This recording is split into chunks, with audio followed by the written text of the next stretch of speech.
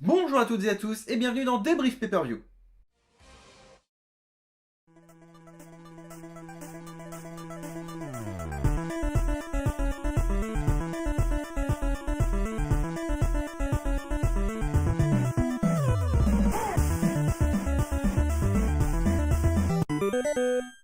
Bon, je me sens bien bête. Là, ce que vous voyez actuellement est en fait la deuxième version du débrief sur le Royal Rumble 2020.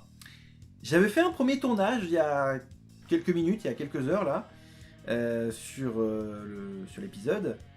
Sauf que j'avais pas allumé le micro. Donc du coup, j'ai fait une émission pour du vide, hein, pour rien. Je me sens un peu con là pour le coup. Ah, le mec il tourne, mais il oublie d'allumer le micro. C'est quand même un peu con. Hein, donc bon, alors ce que vous voyez du coup est en fait la deuxième version de la chronique, on peut dire. Donc bon, je me suis rodé. Hein, donc normalement je suis calme, il n'y a pas de souci, je vais pas m'emporter, ni gueuler, ni quoi que ce soit. Sous dans l'ensemble, c'était plutôt positif. On va voir ça au cas par cas. Quelques petits trucs où je vais être un peu tatillon, mais dans l'ensemble, c'était positif. Premier match de ce pay-per-view, Roman Reigns contre King Corbin dans un Fall Count Anywhere match. Alors, mettre ce genre de match-là en opener, c'est, pour ma part, très surprenant. Je vais commencer par une phrase toute bête. C'était comme ça qu'aurait dû finir TLC en fait. Parce que TLC en fait a eu une fin qui a un peu gâché la victoire d'Asuka, selon moi. Parce qu'il y avait eu le match Asuka Kairi Sane contre Becky Lynch et Charlotte Flair. Et à la fin du match, on a à peine le temps de profiter d'Asuka que Corbin et toute sa bande, plus Reigns et toute sa bande, viennent se bastonner dans le public. Donc pour moi, c'est un peu gâché la victoire d'Asuka. Mais du coup, c'était comme ça qu'aurait dû finir techniquement TLC. C'était avec un main event de ce match. Et je suis surpris de le mettre si tôt dans le pay-per-view en fait. Je pensais qu'il aurait été entre deux Rumble potentiellement. Ou qu'il aurait été un peu plus tard dans la carte. Mais commencer le pay-per-view direct avec un Fall Count Anywhere. Waouh! Faut avoir sacrément confiance dans les deux. Et surtout sacrément confiance dans son match pour le proposer directement en opener. Bon pour le coup, comme on va dire comme entrée, hein, c'est clairement une entrée, hein, si on doit faire une petite allusion culinaire, ben ça a de la gueule, c'est beau, c'est cool, mais ça sent le vu et déjà vu. Hein, je viens l'intervention de Rude et de Ziggler, plus l'intervention des Usos, ça n'apporte pas grand chose, mais ça reste classique. On a déjà vu ça des tonnes de fois avec Cena, on a déjà vu ça des tonnes de fois avec des tas de heals, on a déjà vu des tonnes de fois avec Rollins, on a déjà vu ça des tonnes de fois. Mais bon, c'est la WWE, elle se répète. Voilà, donc quelque part elle bégaye, elle propose un genre de match qu'on a déjà vu des tonnes de fois. Mais là pour le coup, comme opener, c'est cool. Je veux dire, ça permet de se mettre dans l'ambiance, ça permet tout de suite d'avoir ne serait-ce qu'une hype, parce que tu commences avec Reigns et Corbin, et on finira le pay-per-view avec Reigns quasiment. J'ai dit bien quasiment, mais on n'en est pas là, attention, oula, ne brûlons pas les étapes. J'ai trouvé ça très drôle le fait par contre que Reigns enferme Corbin dans une cabine de toilette, ce que j'appellerais la cabine de toilette Tardis, parce que ça ressemble à un Tardis, mais de merde. Bon, par contre, on sait qu'il se passerait rien dans cette cabine, vu que la cabine n'est rattachée à rien. Donc techniquement, Corbin n'aurait pas été envahi de merde, d'une certaine manière, au sens propre, hein, pas au sens figuré. Voilà, le match était cool. Comme opener, c'est honnêtement très sympa, hein. Mais c'est le match qu'on aurait dû avoir à TLC. Et limite, ce qu'il y a eu à TLC, c'était juste pour teaser ce qu'elle allait voir au Rumble. Ce que je trouve dommage, en fait, parce que finalement, ce qui s'est passé à TLC n'a servi à rien. C'est vraiment con, honnêtement. Donc bon, victoire de Roman Reigns, avec un spear final que j'ai trouvé un peu faiblard, sincèrement. Enfin, c'était pas ouf, quoi, c'est pas... voilà. C'était sympa, mais... enfin, dans l'ensemble, le match était cool, mais ça sent le déjà vu, ça sent le réchauffé. Voilà, c'est pas... on sent que c'est juste pour mettre le public un peu en condition pour la suite du pay-per-view. pourquoi pas, hein, faut bien commencer quelque part, et je me dis heureusement que c'est eux qui ont commencé. Parce que si ça avait été Bayley, je pense que le public aurait été assez déçu. Moi y compris d'ailleurs. Match suivant, alors vous m'excuserez, là j'ai mon petit carnet magique Metallica, parce que là j'ai noté plein de trucs, hein, donc va falloir que... voilà. Rumble féminin. Alors je vais vous faire la liste des 30 personnes qui sont rentrées dans l'ordre chronologique, et je ferai après du coup ce que j'ai retenu personnellement du Rumble. Alors les deux premières à rentrer sont Alexa Bliss et Bianca Belair, suivi de, et c'est là que c'est drôle, Mighty Holly. Enfin, Molly Holly déguisée en Mighty Holly, donc c'est là que je me dis, mais vous avez prévu la même chose aussi en version homme avec Shane Helms ou pas du tout? Non? Bon, tant pis.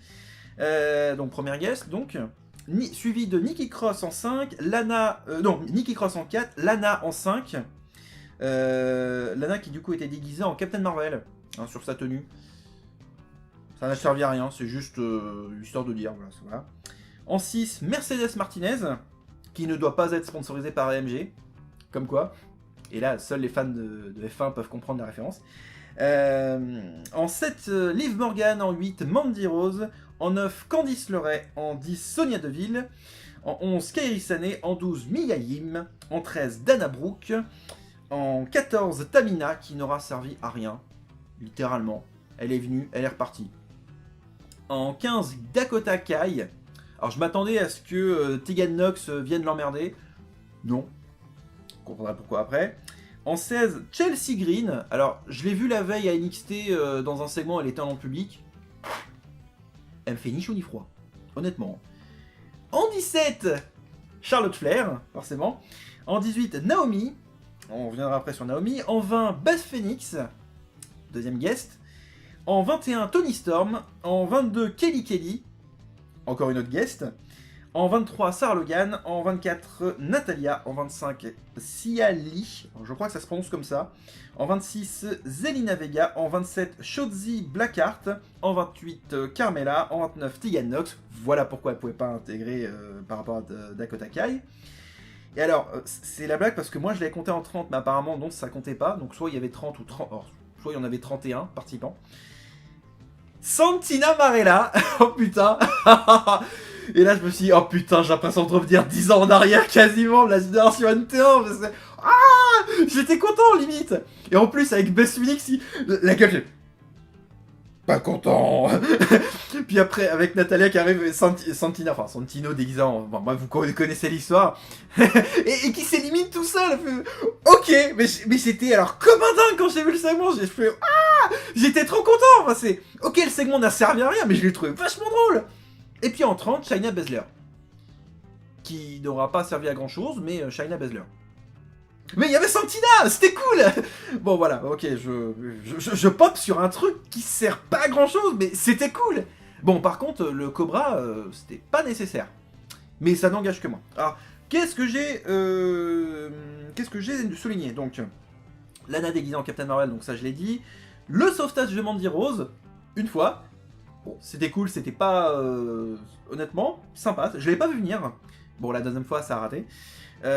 Bianca Belair qui du coup maîtrise toute la première moitié du Rumble. Honnêtement, c'était cool. Intégralement dominante. Et bah vraiment, c'était agréable. Elle a pu en mettre plein la gueule à tout le monde. Et bah, j'ai trouvé ça sympa. Voilà. Ah oui, Beth Phoenix qui a le crâne en sang. Qu'est-ce qui s'est passé? Enfin, j'ai loupé un truc. Alors, faut dire aussi que les réalisations TV des Rumble sont toujours très compliquées parce que comme t'as 4 côtés à filmer, plus un 5e qui est le côté, enfin le champ sur le ring directement, en plongée, c'est souvent difficile de tout montrer dans un Rumble, toutes les éliminations, etc. C'est pour ça que je note pas les éliminations parce que c'est super compliqué de savoir qui a éliminé qui. Et il faudrait quasiment revoir le Rumble au ralenti et voilà. Donc, mais du coup, Beth Phoenix avait tout l'arrière du crâne en sang. Elle a dû se prendre un mauvais coup, ou elle s'est ouverte avec, je sais pas, un côté du ring certainement, ou je ne sais pas. Honnêtement, j'ai aucune idée. Naomi qui nous fait une coffee. Alors, ce que j'appelle faire une coffee, c'est se sauver. Même si techniquement, le pied a touché le sol. Mais bon, l'arbitre était assez indulgent. Non, ça va, elle a pas touché. Alors que le mec, dans le public, fait si, elle a touché, elle a touché. Quel poucave le mec, sérieusement. Mais, mec, mais... Mais ta gueule. C'est bref. Bon, elle a mis du temps avant de revenir dans le match, mais s'est fait éliminer. Alors j'ai pas vu comment elle s'est fait éliminer et par qui. Encore une fois, c'est le problème de la réalisation du Rumble. Et finalement, victoire de Charlotte Flair qui domine l'autre moitié du Rumble, là où Bianca Belair avait du coup dominé la première moitié. Et honnêtement, un Rumble féminin génial. Mais alors, waouh! Un truc mais de taré quoi, j'ai pas vu ça depuis très longtemps. Honnêtement, j'ai pris un plaisir monumental à voir ce match. J'ai trouvé ça génial. Honnêtement, super, quel bon match quoi, c'est de putain de bonnes surprises. J'ai été bien diverti, j'ai vraiment réagi en plus sur plein de trucs. Beth Phoenix, j'étais content de l'avoir. Bon, Kelly, j'en avais rien à faire, honnêtement. Santina Maria, j'étais mort de rire, honnêtement. J'ai trouvé ça génial, honnêtement, c'était super. Un bon Rumble match. Et je le préfère limite au Rumble masculin. Et j'expliquerai pourquoi tout à l'heure. Mais là, franchement, un Rumble génial. Franchement, il était super. Waouh! Que dire de plus? Troisième match de ce pay-per-view, le SmackDown Women's Championship, opposant Bayley à Lacey Evans. Alors, le problème, c'est que c'est un match de transition. Voilà, on a le Rumble qui était cool, on a un autre match de championnat juste après qui est techniquement censé être important. Là, on se retrouve face à un match de transition. Manque de bol, c'est censé être un match de championnat, donc un match à enjeu. Le problème, c'est qu'il était sans plus. Voilà, je le trouve sans plus. J'ai pas été convaincu, j'ai pas été transporté, j'ai pas été à fond dedans. Je trouve que maintenant, Bayley, le peu de personnalité qu'elle avait avant, a complètement été enlevé et je la trouve fade et plate. Je la trouve pas intéressante. Et Lacey Evans ne me procure aucune sensation ni aucune réaction particulière. Donc pour le coup, je reste assez sceptique, assez sur ma faim. C'est quand même un match de championnat féminin. C'est quand même Bayley, c'est quand même pas la dernière des clampins. Et malheureusement, je la trouve pas spécialement incroyable. Donc bon, victoire de Bayley qui conserve son titre. Mais dans un match assez plat où j'ai pas grand chose à dire. Vraiment, c'était... bof quoi, sans plus. Quatrième match de ce pay-per-view, le match pour le titre Universal opposant du coup Bray Wyatt, The Fiend, j'arrive enfin à le prononcer correctement, à Daniel Bryan. Daniel Bryan assez old school d'ailleurs dans son look. Alors je précise, dans un strap match. Anecdote personnelle, je crois que j'avais pas vu de strap match depuis au moins CM Punk Umaga en 2009, à Extreme Rules. Autant vous dire que ça commence à remonter à très longtemps. Et là, le fait de vous balancer ce pay-per-view comme ça, sachant que c'est comme le pay-per-view où CM Punk a encaissé sa mallette sur Jeff Hardy pour du coup avoir la mallette World Heavyweight, voilà. Ça doit certainement rappeler beaucoup de souvenirs à la génération NT1. Et je pense que c'est d'ailleurs le leitmotiv de ce pay-per-view, c'est la nostalgie et la génération NT1. Enfin, eux, c'était pas volontaire, mais nous, en tant que Français, on peut vraiment comparer ça à la génération NT1. Bref. Et ben sans plus. Le match était cool. Je dis sans plus, mais c'est pas le match incroyable de l'année, mais il reste cool. Je suis pas fan des strap match par contre. J'ai jamais été d'ailleurs un grand fan des strap match. Parce que ça se limite à bonjour, on est attachés l'un à l'autre et on se fouette du mieux qu'on peut. Voilà. Par contre, honnêtement, la construction sur Bray Wyatt, je trouve ça génial. En fait, j'ai l'impression de voir le nouvel Undertaker ou le nouveau Kane d'une certaine manière. Pour le côté démoniaque, le côté sombre, ténèbres, etc. Et je trouve ça génial, en fait, ce côté double personnalité. Etc. Vraiment, je trouve que ce mec revient de loin. Quand on sait qu'il a commencé en tant que Husky Harris à NXT saison 2, puis après dans la deuxième Nexus, honnêtement, ce mec revient de loin. Il a un parcours à la WWE il a quasiment, je ne vais pas dire qu'il a tout fait, mais il a fait beaucoup de choses. Bon, il a un petit peu plus de chance que son frère, Bo Dallas, mais ce mec vraiment, il revient de loin et ce match est vachement cool. Par contre, les marques de fouet sur le corps de Daniel Bryan, ouh, honnêtement, le cas, c'est pas du fake, ça se voit. En tout cas, sur les coups, non, c'est pas du fake. Et encore, heureusement qu'ils sont retenus, parce que je pense qu'il aurait pu frapper beaucoup plus fort. Le seul truc, c'est que Daniel Bryan, soit il est vraiment très mal en point à la fin du match, et auquel cas, c'est inquiétant pour sa suite, pour les jours à venir, les semaines à venir, etc. Soit il vend super bien. honnêtement, je n'ai aucune idée et je me pose la question. Victoire de Bray Wyatt qui, honnêtement, est un monstre, au sens propre ou au sens figuré, vous voyez ça comme vous voulez. Mais le match était vachement cool, très divertissant. Et autant l'un comme l'autre a vraiment pu apporter quelque chose dans ce match. Et vraiment, waouh, vraiment il était cool. Bon, forcément, c'est pas le match où il y allait avoir un changement de titre. Non, pas maintenant, je pense que le changement de titre, il sera du coup plutôt vers Elimination Chamber. Mais quand même, Bray Wyatt a quand même su gérer, Daniel Bryan aussi. J'espère quand même que l'état de santé de Daniel Bryan n'est pas si grave que ça. Je croise les doigts, hein, j'espère. Mais waouh, très bon match quand même. 5e match de ce pay-per-view, le titre féminin de Raw cette fois-ci, donc opposé Becky Lynch à Asuka, dans un match classique, hein, en plus. Un match qui est très dynamique. Alors ça pour le coup, on sent quand même que Becky Lynch a des comptes à régler. Et on la sent motivée, hein, vraiment. Les deux par contre n'ont pas démérité. Un match très agréable, en perpétuel mouvement et qui pour le coup était très brutal. Peut-être un peu trop, parce qu'honnêtement, la chute de Asuka par terre en dehors du ring, face contre terre, avec en plus la tête qui fait un petit choc sur le sol, à un moment donné j'ai eu peur pour elle, parce que le choc était quand même assez brutal.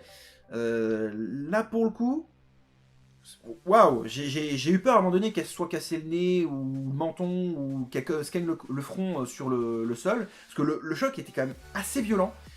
Mis à part ça, le match était quand même assez agréable. Punaise, le niveau des combats féminins à la WWE en 10 ans se sont quand même largement améliorés. Et on a affaire à un match qui est digne d'un match masculin. Je l'ai même limite préféré, ce match-là, à plein de matchs masculins de ces dernières années. Donc c'est pour dire à quel point ce match-là est quand même assez cool à voir. Avec en plus la victoire du coup de Becky Lynch qui conserve sa ceinture. Donc du coup, sachant que pour anecdote, je crois que les deux s'étaient déjà affrontés en plus au Rumble de l'année dernière, où Asuka l'avait déjà emporté. Donc là pour le coup, Asuka est un peu la bête noire de Becky Lynch. Becky Lynch a enfin réussi à l'emporter. Victoire de Becky Lynch qui du coup n'a pas tellement démérité. Le match était cool et a servi un petit peu, on va dire, là aussi de match de transition entre celui de Daniel Bryan et Bray Wyatt et le Rumble masculin. Mais à l'inverse du match de Bayley, celui-ci était intéressant et valait vraiment le coup d'œil. En même temps, on a Asuka et Becky Lynch d'un côté, et de l'autre, on a Bayley et Lacey Evans. Bayley et Lacey Evans, on n'avait rien à carrer, honnêtement. Celui-ci, je ne vais pas dire que j'en avais rien à carrer, mais voilà, je veux dire, le niveau de Becky Lynch n'est plus à prouver. Clairement, on sait qu'elle a un niveau de dingue. Asuka, pareil. Voilà, le match était cool et agréable à voir. Et en fait, c'est ce qu'on demande d'un match de championnat. Qui soit cool, agréable, divertissant. Qui soit du coup dynamique. Et qui pour le coup soit franc, quoi. Directement. Donc, un super bon match. Directement. Main event de ce pay-per-view. Je reprends mon petit carnet magique Metallica. Alors, Rumble masculin. Ah, je vais gueuler. Je vais gueuler. Alors je vais faire les 30 d'un coup et je ferai après du coup mon avis sur le match. Alors numéro 1, Brock Lesnar.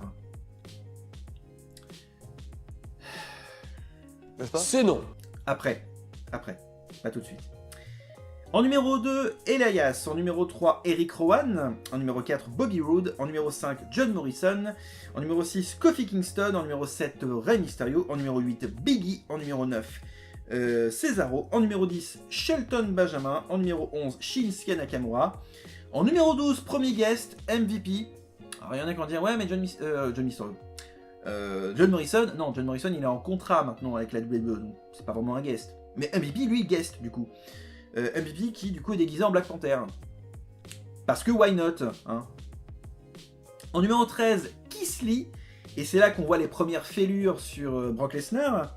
En numéro 14, Braun Strowman. En numéro 15, Ricochet.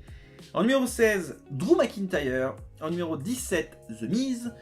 En numéro 18, AJ Styles. En numéro 19, Dolph Ziggler. En numéro 20, Karl Anderson. Et en numéro 21, ça me fait mal de le dire, hein, mais Edge, sérieusement, Edge.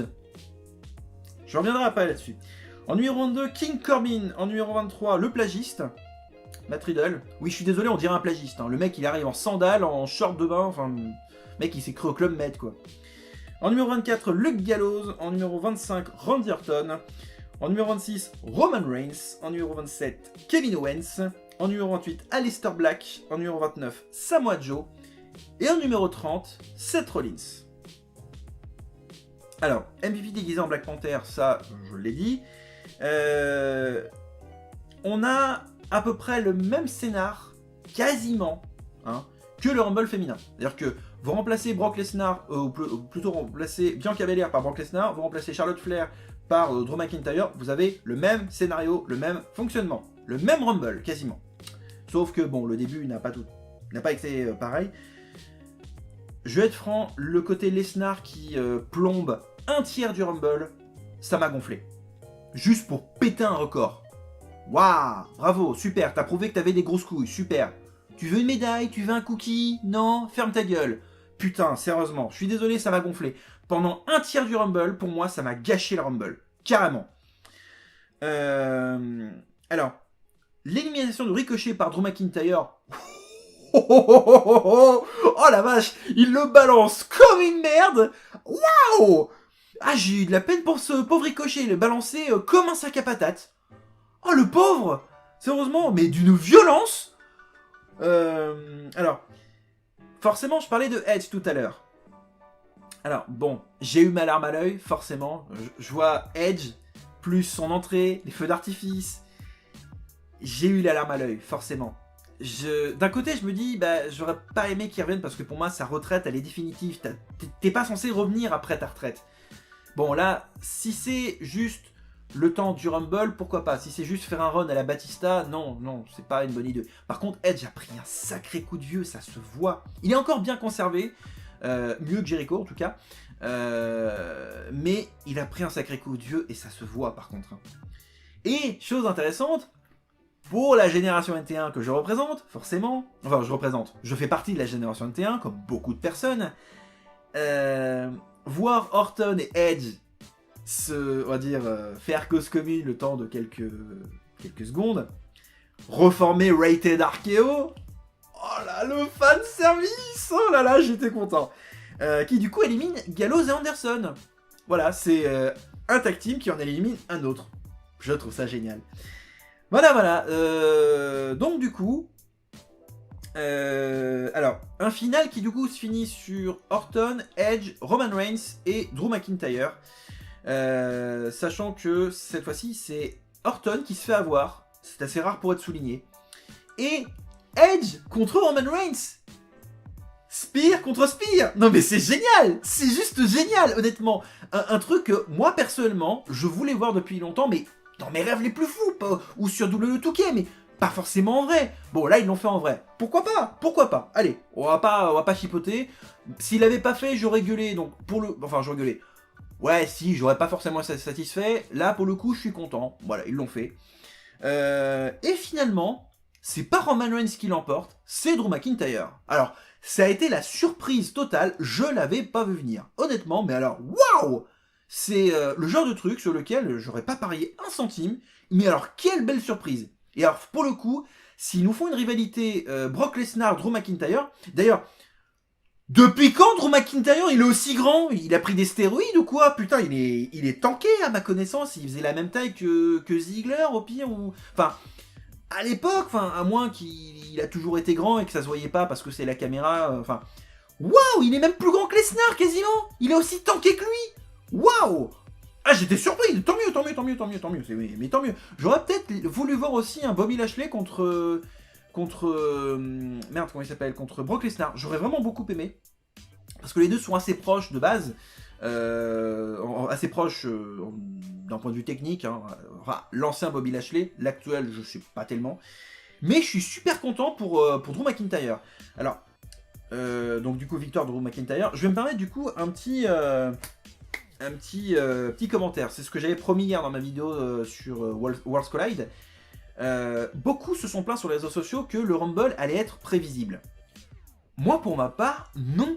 Il a pas du tout été prévisible. Les deux Rumble, hein, honnêtement. J'ai pris énormément de plaisir. J'ai moins apprécié ce Rumble masculin. Pourquoi? Parce que un tiers du Rumble a été gâché par Brock Lesnar. Et ce qui fait qu'il restait 2 tiers de matchs.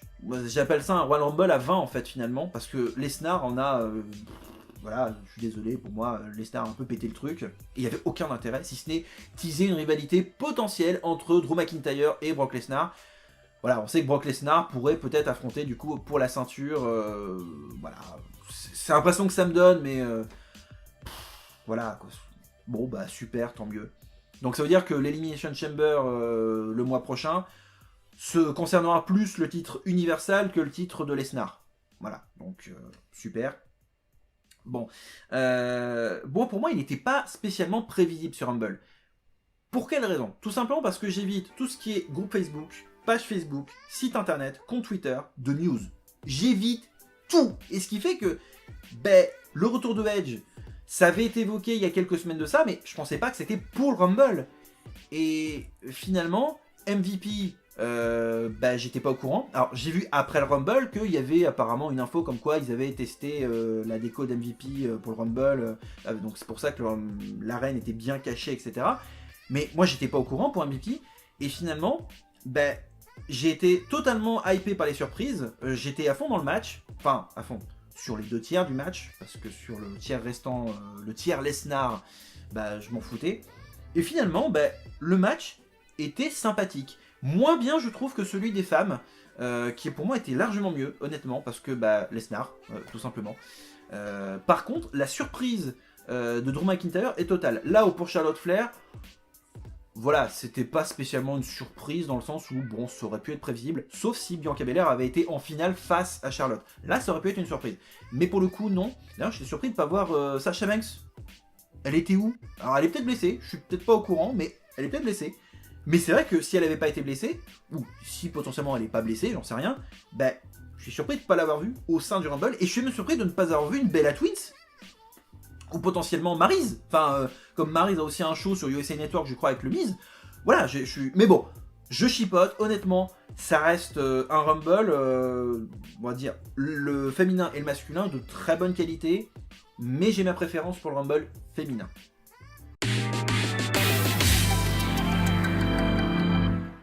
Alors, je vais me permettre de conclure d'une manière un peu personnelle. Je suis content pour Edge.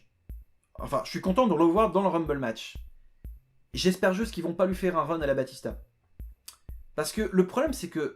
Je suis désolé, ce que je vais dire est très con, mais quand on a une blessure au niveau des cervicales, qui potentiellement peut vous mettre dans un fauteuil roulant ou totalement paralysé, enfin, c'est à vie. Là, c'est pas, ouais, au bout de 10 ans, ça s'est résorbé. Non, c'est à vie. Pendant tout le match du Rumble, j'ai eu peur qu'il lui arrive un truc. Et à un moment donné, j'ai cru qu'il lui était arrivé un truc. Parce qu'il était...